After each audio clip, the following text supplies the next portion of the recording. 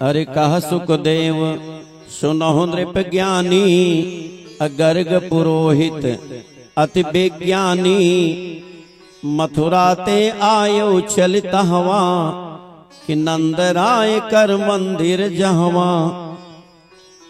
एक दिन वसुदेव विचार करने लगे कि नंद बाबा के यहाँ दो छोरे हैं और दोनों का अभी नाम नहीं रखा है बाबा जी ने। शायद खुशहाली में नामकरण करना भूल गए, क्योंकि हमारे यहाँ 16 संस्कारों की विधा है, 1.25 महीने के अंदर नाम रख देना चाहिए। सब कितने समय में कौन सा संस्कार होता है उसका समय निश्चित है। तो कहा 1 साल हो गया। एक बड़ा वाला भी हमने सुना है, उसका नाम ही नहीं रखा दोनों का। तो उनके पुरोहित गर्गाचार्य हैं। गर्गाचार्य के पास गए, कहा गुरुदेव वो हमारे मित्र हैं नंद बाबा, गोकुल में रहते हैं। उनके 2 बेटे हैं, एक बड़ा है एक छोटा है। छोटा वाला 1 साल का, बड़ा वाला उससे बड़ा है, लेकिन नाम ही नहीं रखा है। तो आप चले जाइए, नामकरण करके आ जाइए। तो गर्गाचार्य चले आए। और जब नंद भवन के सामने आए तो नंद बाबा ने देखा महात्मा जी को, जाकर प्रणाम किया, बिठाया। तो नंद बाबा ने कहा कि कहिए महाराज कहाँ से आ रहे हैं, कहाँ जा रहे हैं। तो गर्गाचार्य ने कहा देखिए हम तो पुरोहित आदमी हैं, कहीं भी पूजा पाठ जब होना होता है, कोई बुलाता है तो जाना ही पड़ता है। सत्यनारायण की कथा कोई करवाएगा तो जाना पड़ता है, कोई मुंडन संस्कार बच्चों का कराता है तो जाना पड़ता है, या कोई नाम रखवाना चाहे बालकों का, बालिकाओं का तो जाना पड़ता है। नामकरण भी करते हैं। तो जब नामकरण की बात लिया तो नंद बाबा को याद आई, अरे बाबा चौखी याद दिलाए, हम तो भूल ही गए थे, हमारे दोनों बालकों का नामकरण नहीं हुआ है। बहुत अच्छा है आप आए हैं, अब फुर्सत में भी आप कोई कार्यक्रम नहीं है तो एक काम कीजिए, हमारे बालकों का नाम रख दीजिए, नामकरण कर दीजिए। तो गर्गाचार्य ने कहा देखिए बाबा जी, आप कोई भी काम करते हो तो बड़ा शोर शराबा करके करते हो, बहुत से लोग जान जाते हैं। अभी कंस को शंका है कि वो छोटा वाला हो सकता है, देवकी का 8वां लड़का वही हो। अच्छा हम जब नामकरण करवाएंगे तब यह बात कंस के कानों में जब जाएगी तो कंस की शंका बलवती हो जाएगी। क्यों? अरे भाई वसुदेव के पुरोहित ने जाकर नंद के लड़के का नामकरण क्यों करवाया? इसका मतलब है कोई कनेक्शन जरूर है, उसकी शंका को बल मिल जाएगा। अब है ऐसा कि नहीं देवकी का लड़का है कि नहीं मुझे नहीं पता है, लेकिन ये तो बात हो जाएगी ना। इसलिए आप ऐसा काम करें, अपने गुरुदेव सांडिल्य मुनि को बुलाकर करवा लीजिए नामकरण। नंद बाबा ने कहा अगर बाबा ऐसी बात है तो गुपचुप नामकरण करवा लेते हैं, किसी को नहीं बताएंगे, केवल हम जाने आप जाने और दोनों माताएं जाने। तो कहा कि कहाँ करवाएं? कहा गौशाला में। आदेश हुआ, गौशाला में व्यवस्था बनी। गर्गाचार्य जी गए, वहां बैठ गए। दोनों माताएं जब बालकों को लेकर चलने लगी तो दोनों माताओं ने कहा कि हमने तो इन महात्मा का बड़ा नाम सुना है, ये त्रिकालदर्शी हमने सुना है, तो एक काम करें परीक्षा क्यों न ले लें। कहा कैसे परीक्षा ले लें? कहा कि बालकों को बदल लेते हैं। यशोदा ने कहा हम बड़े वाले को ले लेते हैं, रोहिणी ने कहा हम छोटे वाले को ले लेते हैं। देखो महात्मा जी जान पाते हैं कि नहीं। दोनों ने बालकों की अदला बदली किया, आकर बैठ गए, आकर प्रणाम किया। उसके बाद अपने स्थान पर दोनों माताएं बैठ गई। नामकरण करवाने से पहले गर्गाचार्य ने सोचा कि बालकों को देख ले जिनका नामकरण करना है। यशोदा की गोदी में बड़े वाले को देखा, बड़े वाले भी सुंदर हैं, ऐसी बात थोड़ी है। तो बहुत अच्छा लगा उनको देखने में। अब वैसे देखते देखते जब छोटे वाले को देखा तो भाई वो तो अद्वितीय सुंदर है ना। और देखने लगे तो देखने का क्रम उनका क्या था, मुंह खुला का खुला रह गया, आंख खुली की खुली रह गई। इतना भी सुंदर बालक हो सकता है क्या? और बस एक टक देखते रहे और देखते देखते कहते हैं बंधु उनको ब्रह्म का दर्शन हो गया और बस वैसे समाधि में चले गए। बैठे बैठे गर्गाचार्य। समाधियां 2 प्रकार की होती हैं, एक ध्यान समाधि होती है, एक त्राटक समाधि होती है। ध्यान समाधि में क्या होता है कि श्वास चलती रहती है, आंखें बंद रहती है। ध्यान में श्वास चलती रहती लेकिन आंख बंद रहती है। त्राटक समाधि में ठीक उल्टा होता है, श्वास भी बंद हो जाती है, आंख खुली रहती है। तो गर्गाचार्य जो समाधि लगी, चूंकि कौतूहल बस देख रहे थे, आंख खुली, मुंह खुला, श्वास बंद हो गई, त्राटक समाधि में चले गए। अब बिल्कुल पत्थर की मूर्ति जैसे, न पलक गिर रही, न हिल रहे, न डूल रहे हैं। दोनों माताओं ने देखा महाराज जी को, तो आपस में कहा क्या हो गया महात्मा जी को? कहा क्यों? कहा देख नहीं रही हो, न पलक गिर रही, न कोई हरकत शरीर में है, जैसे पत्थर की मूर्ति हो गए हो। तो यशोदा ने कहा कि थोड़ा पता लगाएं। तो नाक के पास ले गई अपने हाथों को कि श्वास आ रही को भी जय श्री राम। तो सांसों बंद है ना। अच्छा, किसी की श्वास बंद हो जाए, अब मुंह खुला रह जाए, तो क्या समझ में आता है? क्यों बाता हूं? आंख खुली हो, श्वास बंद हो जाए तो क्या मतलब निकलता है? आंख खुली हो, मुंह खुला हो, श्वास बंद हो जाए, इसका मतलब राम नाम सत्य हो गया। तब दोनों माताओं ने कहा कि हमको तो लगता है महाराज जी गए, इनका राम नाम सत्य हो गया। यशोदा ने कहा कि महाराज जी को अगर जाना ही था, मरना ही था, तो हमारे घर क्यों चुना? कहीं मर गए होते, बिना मतलब कलंक लग गया, यहाँ नामकरण कराने आए। फिर सोचा कि ऐसे कैसे मर जाएंगे, अभी तो ठीक ठाक थे। तो यशोदा ने पकड़ा हाथ बाबा जी का, बड़ी जोर झकझोरा, बाबा ओ बाबा कहाँ खो गए? जब झकझोरा तो समाधि टूट गई। गर्गाचार्य ने कहा क्या हुआ? अरे कहा आपने डरा दिया, कह रहे हो क्या हुआ?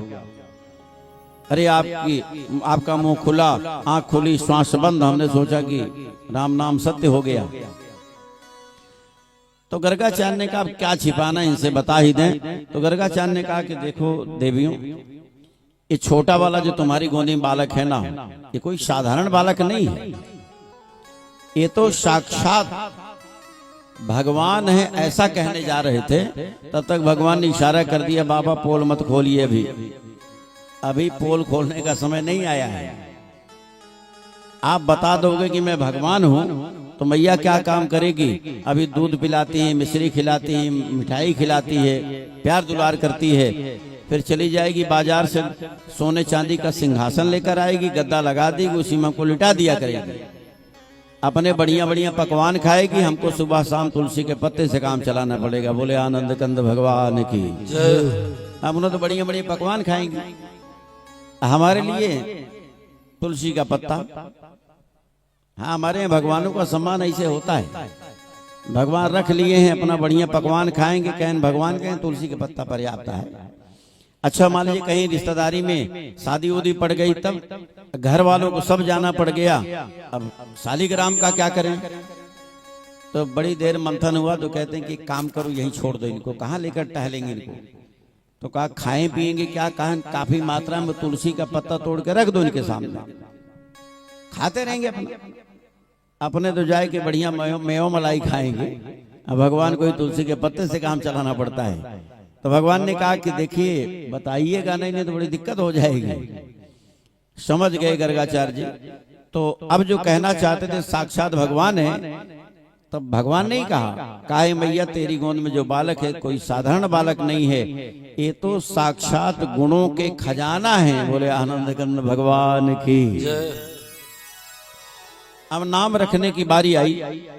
अच्छा, जिसको ब्रह्म का दर्शन हो जाए तो जान नहीं पाएगा कि माताओं ने अदला बदली किया है। यशोदा से कहा कि क्योंकि बड़ा वाला उन्हीं गोदे, पहले बड़े का नाम फिर छोटे का नाम रखने की परंपरा है, तो कहा मैया ये आपका बालक नहीं है जिसको लिया है आपने, अयम हे रोहिणी पुत्रो, ये रोहिणी का बेटा जिसको आपने लिया है। तुरंत बालकों का अदला बदली किया, कहा बड़ा चोखा महात्मा है भाई, तो इस समझ गया खड़िया पलटन वाला नहीं है कि अयम हे रोहिणी पुत्रो कि रमयन सुहृदो गुणई है आख्यास्ते राम इति बलाधिक्याद बलम विदुः। अरे कह मुनिवर तव बचन बिचारी यह रोहणी पुत्र बलधारी अति गुणज्ञ होई है बलवाना तो या कर नाम राम जग जाना। इनका मैं नाम राम रखता हूं मैया कि शंकरषण बलदेव भी हुई है या कर नाम होए बलि रिपुहने यह तो लोग कहें बलराम। क्योंकि बल में अधिकता होगी इसलिए इनको बलराम के नाम से जाना जाएगा। और जिनका बल समाज के कल्याण के लिए लगता है तो कल्याण से होता है भद्र माने कल्याणकारी, तो इनको बलभद्र भी कहा जाएगा, हलधर कहा जाएगा, दाऊ दयाल कहा जाएगा, बहुत सारे नाम से पुकारे जाएंगे। बोले बलराम भैया की जय हो।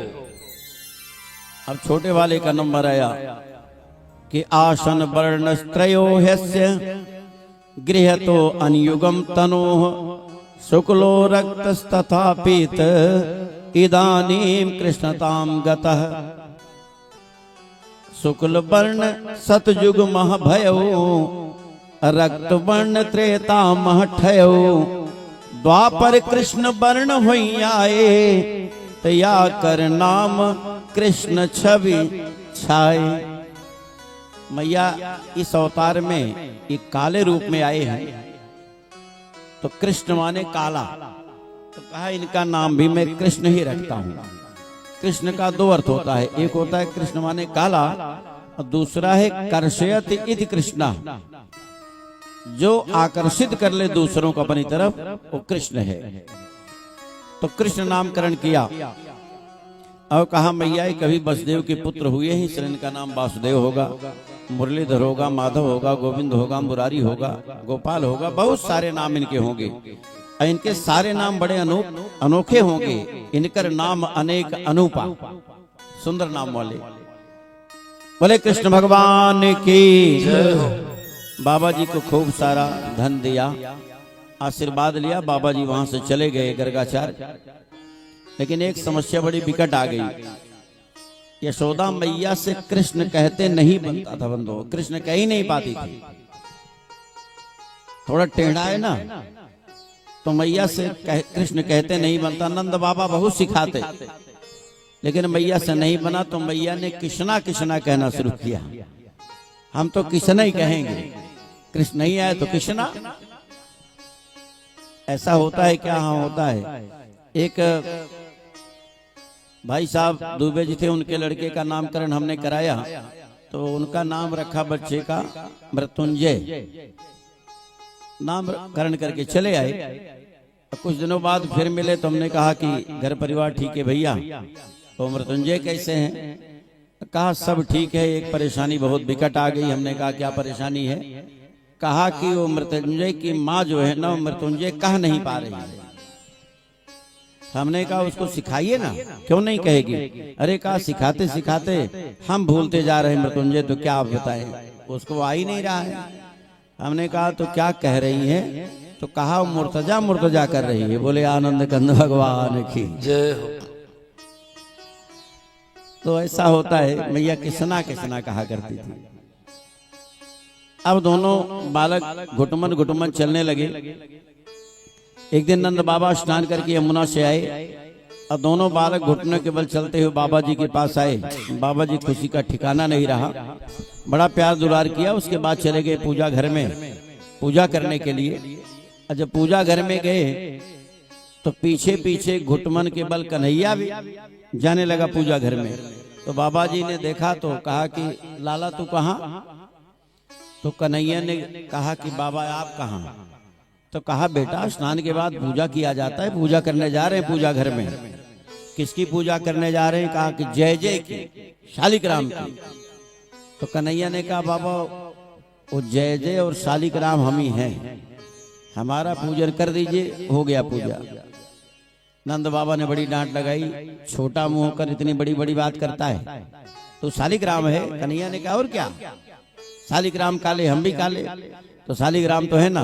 अब बेकार की बकवास नहीं, एक तो तूने स्नान नहीं किया है और दूसरे घर में चला रहा है, पूजा घर में बैठ वहीं। नंद बाबा ने डांट लगाई तो कन्हैया वहीं बैठ गए। और जब बैठ गए बंधुओं तब अब बाबा जी गए अंदर, शालिग्राम भगवान के सामने गए, खटकर्म किया, उसके बाद आवाहन किया। आवाहन के बाद खोटसोपचार पूजन किया। खोटसोपचार पूजन की विधा में पंचामृत से स्नान कराया, शालिग्राम का, दूध से, दही से, घी से, मधु से, शक्कर से, गंगा जल से तो स्नान कराया और रखा शालिग्राम को। उसके बाद चंदन तिलक आदि किया। विधिवत पूजा करने के बाद फिर माला घुमाने बैठ गए बाबा जी। नंद बाबा अंगोछा ऐसे सामने डाल लिया और उसी के अंदर माला ले लिया तो मुंह से सारा ढक गया, मुंह ढक गया उनका, और ऐसे माला घुमाए रहे। कन्हैया बैठे बैठे वहीं से सब देख रहे हैं बाबा जी की करतूत को। तो कन्हैया कुछ देर देखते रहे तो उसके बाद चले गए अंदर पूजा घर में। तो गए तो बाबा जी के बगल बैठ गए। तो कभी बाबा जी को देखें तो कभी शालिग्राम को देखें। अब देखते देखते पता नहीं क्या भाव आया, शालिग्राम को उठाया, उलट पुलट के देखा लाला ने, फिर मुंह में डाल के मुंह फुलाई के बैठ गए। जब माला पूरी हुई बाबा जी की तो माला रखा, कहा जय हो शालिग्राम भगवान की। तो देखा तो शालिग्राम का पता नहीं है। फूल उल उठा के देखा, इधर उधर कहीं गए तो नहीं, पता लगा कहीं नहीं है। तो बगल देखा तो कन्हैया बैठे हुए मुंह फुलाए हुए। कहा लाला मैंने मना किया था, क्यों आ गया घर में? तो कन्हैया के मुंह में शालिग्राम है, बोले कैसे? तो कहा एक कहा तेरा मुंह कैसे सूज गया, अभी तो ठीक था। तो लाला ने कहा तो समझ गए बाबा किसी की बदमाशी है, शैतानी है। एक गुलाची मारा तो शालिग्राम फट से नीचे गिर गए। और शालिग्राम को जब नीचे गिरता देखा तो कहा हे भगवान, शालिग्राम को खा लिया तैने। और फिर पकड़ा हाथ ले आए यशोदा के पास, देख यशोदा तेरे लाला को क्या हुआ? अरे शालिग्राम को खा लिया इसने। भैया बड़े चक्कर में पड़ गए कि शालिग्राम कोई खाने वाली चीज है। कहा लाला तेने शालिग्राम को क्यों खाया? तो बड़े भोलेपन से कन्हैया ने कहा भैया हमने देखा कि बाबा दूध से नहवावे, दही से नहवावे, घी से नहवावे, शक्कर में नहवावे, मधु में नहवावे। हमने सोचा थोड़ा पता ही लगा ले कितने मीठे हो गए हैं, स्वाद ले लिया थोड़ा सा। अच्छा अच्छा रसगुल्ला समझ के खा लिया। नंद बाबा ने कहा बेकार की बात नहीं, ये कौन सा तरीका है, समझा इसको। और आए फिर शालिग्राम भगवान को पुनः स्नान कराया, प्रायश्चित पूजा किया। लाला भी हमारा छोटा है, उसको पता नहीं कुछ, हे भगवान क्षमा कर देना। इस तरह की लीलाएं भगवान बहुत सारी करते हैं गोकुल में रहकर बंधुओं। सुखदेव ने कहा हे परीक्षित कि जैसे यशोमति रोहिणी थी कुलवंती बाम, क्यों ही सुंदर सुखद सुत बलदाऊ घनश्याम। यशोदा दोनों को नहलाकर जब तक श्रृंगार सजाती हैं, तब तक रोहिणी कटोरी में माखन मिश्री ले आती हैं। झगुली कुलई पहना करके काजर की कोर निकाली है, श्रृंगार और छब की जोड़ी